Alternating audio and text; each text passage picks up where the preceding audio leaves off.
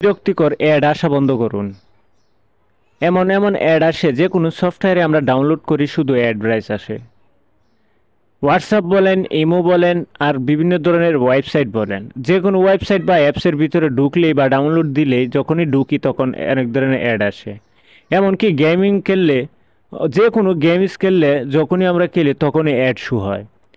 তো এরকম বিরক্ত লাগে যে অ্যাডগুলো আসে, তখন কি করা যায়?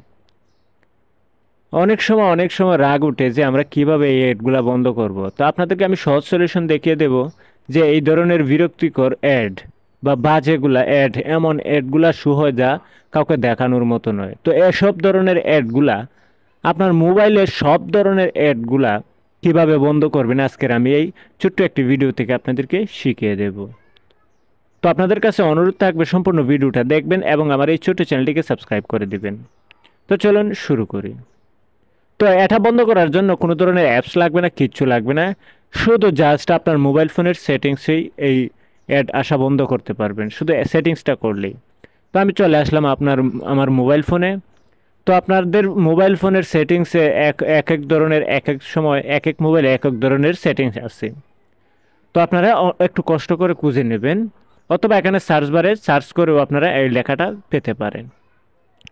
তো আমরা কি করব, নেটওয়ার্ক সেটিংসে চলে আসব। আসার পর প্রত্যেকটা ফোনে এখানে নিচে একদম নিচে পেয়ে যাবেন প্রাইভেট ডিএনএস। প্রাইভেট ডিএনএস পেয়ে যাবেন, অথবা সার্চ বারে আপনারা সার্চ করতে পারেন প্রাইভেট ডিএনএস।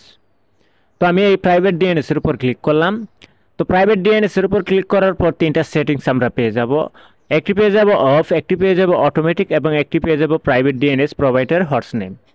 তো অনেকের ক্ষেত্রে সবসময় অটোমেটিক সেটিংসটা অন করা থাকে। তো আপনাদেরকে অটোমেটিক সেটিংসটা অন না করে এখান থেকে প্রাইভেট ডিএনএস এর উপর ক্লিক করে এখান থেকে একটি লেখা পেয়ে যাবেন, দেখতে পাচ্ছেন dns.edgar.com। এই লেখাটা আপনারা ভালো করে লেখেন। এই লেখাটা সব ফোনে লেখা থাকে না, এমনকি কোনো ফোনেই লেখা থাকে না, আপনি আপনার মন মতো লিখতে হবে।